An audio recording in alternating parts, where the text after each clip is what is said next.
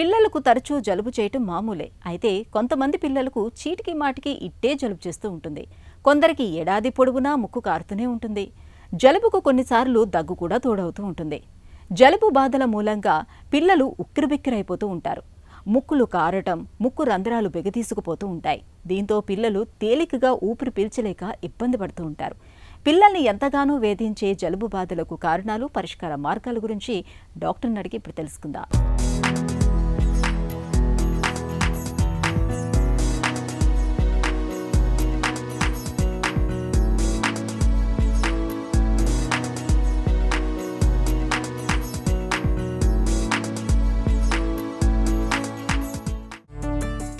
పిల్లలకు తరచూ జలుబు ఎందుకు సోకుతుంది?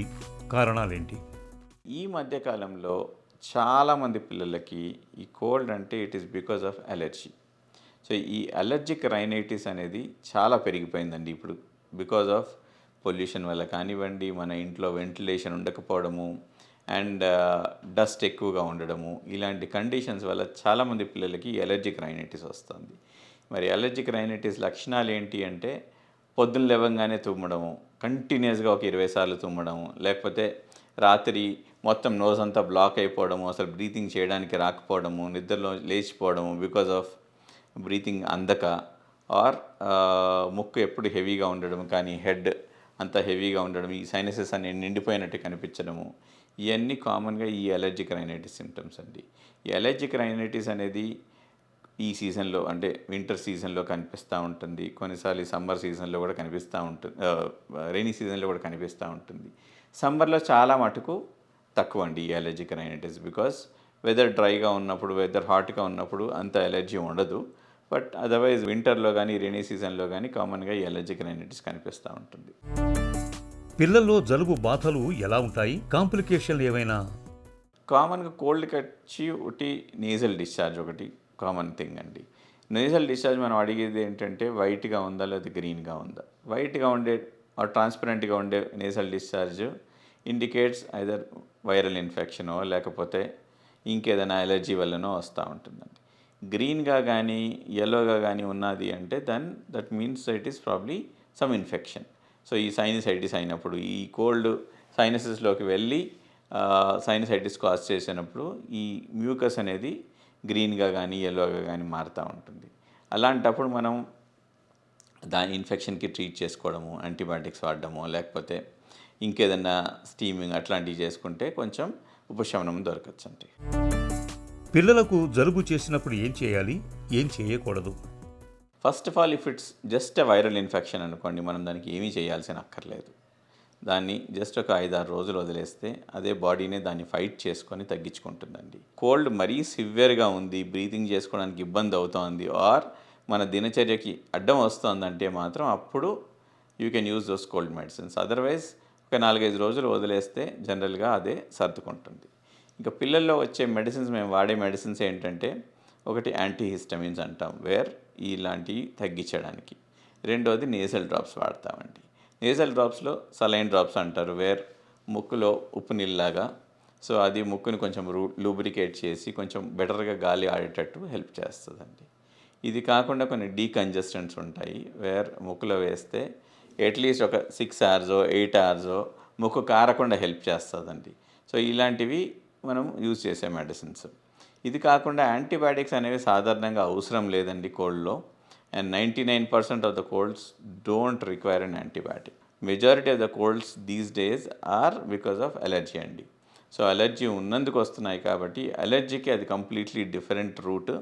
దాంట్లో మనకి ఏది కాజ్ చేస్తుంది అలర్జీ కనుక్కోవడం, మనకు డస్ట్కి ఉందనుకోండి, డస్ట్ లేకుండా ఎలా ఉండాలి ఇంట్లో, ఏం చేయొచ్చు డస్ట్ తగ్గించడానికి, మన ఇల్లు మెయిన్ రోడ్ మీద ఉంటే దాన్ని మారొచ్చా, లేకపోతే రోజుకి 2 సార్లు 3 సార్లు వెట్ మాప్ చేసుకోవడము, అండ్ ఇది కాకుండా కర్టెన్స్, కార్పెట్స్ వీటన్నిటిని రెగ్యులర్గా వ్యాక్యూమింగ్ చేసుకోవడం, సోఫా సెట్స్ ఇలాంటివి ఉన్నప్పుడు వాటిని రెగ్యులర్గా వ్యాక్యూమింగ్ చేసి, ఇంకా ఇదే కాకుండా ఎయిర్ ప్యూరిఫైయర్స్, కొందరికి ఎయిర్ ప్యూరిఫైయర్స్ హెల్ప్ చేస్తాయండి. బెడ్రూమ్లో రాత్రంతా రన్ చేసుకుంటే డెఫినెట్లీ ఆ డస్ట్ అంతా అది పీల్చి ఎయిర్ క్వాలిటీ బెటర్ చేస్తుంది. ఇలా ఉన్నప్పుడు ఈ పొద్దున్న లేకగానే you want feel that bad, అంటే ఆ అలర్జీ కొంచెం తగ్గుతుంది. సో న్యాచురల్లీ దినం కొంచెం ఫ్రెష్గా గడుస్తుంది అనమాట. జలుబు ఒకరి నుంచి మరొకరికి వ్యాపించకుండా ఉండేందుకు ఏం చేయాలి? ఈ మోస్ట్ ఆఫ్ ద కోల్డ్స్ వచ్చే వైరసెస్ అన్నీ కూడా కమ్యూనికబుల్ అండి. అంటే ఒక్కరి నుండి ఇంకొకరికి డెఫినెట్లీ స్ప్రెడ్ అవుతాయి. ఇలాంటివి ఇప్పుడు మన కోవిడ్లో ఎలాంటి ప్రికాషన్స్ తీసుకున్నామో జలుబు అవాయిడ్ చేయాలంటే కూడా అలాంటి ప్రికాషన్సే తీసుకోవాల్సి వస్తుంది. సో మెయిన్గా మాస్క్లు ఒకటి, isolation and hand washing. So ఎవరికన్నా కోల్డ్ ఉన్నప్పుడు వాళ్ళు మాస్క్లు వేసుకుంటే ఆ ఏరోసాల్స్ అన్నీ కూడా పక్కన వాడికి స్ప్రెడ్ కాకుండా ఉంటాయి. అండ్ ఎన్విరాన్మెంట్లో కూడా మనం తుమ్మామనుకోండి, కంప్లీట్లీ ఈ ఏరియా అంతా ఒక 2-3 ఫీట్ వరకు ఈ ఏరోసాల్స్ అనేవి పోతాయి. సో ఇలాంటి స్ప్రెడ్ కాకుండా ఉండాలి అంటే మాస్క్లు వేసుకొని మనం జాగ్రత్తలు తీసుకోవాలి. అండ్ తుమ్మినప్పుడు డెఫినెట్లీ మన షోల్డర్లోకి తుమ్మడము, ఇలాంటి మినిమం జాగ్రత్తలు తీసుకుంటే ఇవి స్ప్రెడ్ కాకుండా ఉంటాయండి. అది కాకుండా సపోజ్ నేను తుమ్మాను, చేయి అడ్డం పెట్టుకున్నాను, వెంబడే నేను చేయి వాష్ చేసుకోవడమో లేకపోతే శానిటైజర్ యూస్ చేసుకోవడమో ఇలాంటివి చేస్తే definitely it will be of benefit for others. జలుబుకు చికిత్స అవసరమా?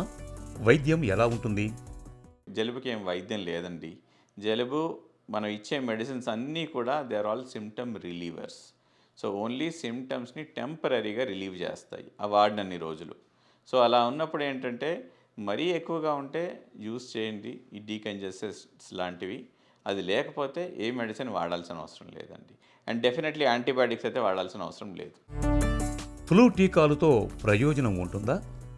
ఈ ఫ్లూ సిమ్టమ్స్ ఏంటంటే జలుబుతో దగ్గుతో ప్రజెంట్ చేస్తాయి, బట్ దాంతోపాటు ఫీవర్ అవన్నీ కూడా ఉంటాయి. సో ఇలాంటి ఫ్లూ వైరసెస్కి మాత్రం ఇన్ఫ్లుయెన్జా వ్యాక్సిన్ ఉంటుంది. అది ఎవ్రీ ఇయర్ యూజువలీ జూన్ జూలైలో వేర్ మనకి సిమ్టమ్స్ ఇక్కడ ఇండియాలో ఆర్ సౌత్ ఇండియాలో స్టార్ట్ అయ్యేది జూలై ఆగస్ట్లో స్టార్ట్ అవుతాయి. కాబట్టి మనం జూన్ జూలై సీజన్లో ఫ్లూ వ్యాక్సిన్ వేసుకుంటే అట్లీస్ట్ 1 year పాటు దాని ప్రొటెక్షన్ ఉంటుంది. ఇలాంటి కొన్ని ఇన్ఫెక్షన్స్ మనం డెఫినెట్లీ ప్రివెంట్ చేసుకోవచ్చండి. ప్రీమెచ్యూర్ పిల్లల్లో రాకుండా చూసుకోవడం ఇంపార్టెంట్ అండి. ఇది ఎందుకు అంటే వీళ్ళకి జలుబు వచ్చేసి వీళ్ళకి లంగ్స్ ఇమ్మెచ్యూర్గా ఉంటాయి కాబట్టి ఆ జలుబుతో పాటు అది లంగ్స్లోకి సోకి బ్రాంక్యోలైటిస్ అని వీళ్ళకి న్యూమోనియాస్ ఇవన్నీ చాలా ఫాస్ట్గా స్ప్రెడ్ అవుతాయండి.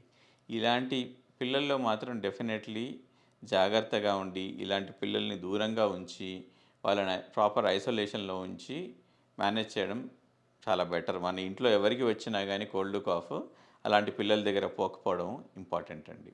ఇలాంటి పిల్లల కోసము న్యూగా ఒక డిఫరెంట్ వ్యాక్సినేషన్ కానివ్వండి అండ్ మోనోక్లోనల్ యాంటీబాడీస్ అంటారు, ఇవన్నీ RSV అని ఒక పర్టికులర్ వైరస్ ఉంది. దానికి విరుగుడుగా ఈ యాంటీబాడీస్ ఇవన్నీ కూడా రీసెంట్గా యుఎస్లో వ్యాక్సిన్స్ ఇవ్వడం మొదలెట్టారు. అది కాకుండా ఇండియాలో కూడా ఈ యాంటీబాడీస్ వచ్చినాయి. సో ఈ ప్రీమెచ్యూర్ పిల్లలకి ఇది హెల్ప్ అవుతుంది. జలుబు బాధలకు వైరస్ ఇన్ఫెక్షన్లతో పాటు అలర్జీలు కూడా కారణమే. కాబట్టి ఇంటిని పరిసరాల్ని పరిశుభ్రంగా ఉంచుకోవాలి. దుమ్ము, ధూళి, ఇతర అలర్జీ ప్రేరేపకాలు లేకుండా చూసుకోవాలి. ఏడాదికోసారి ఫ్లూ టీకాలను ఇప్పించడం మరీ మంచిది.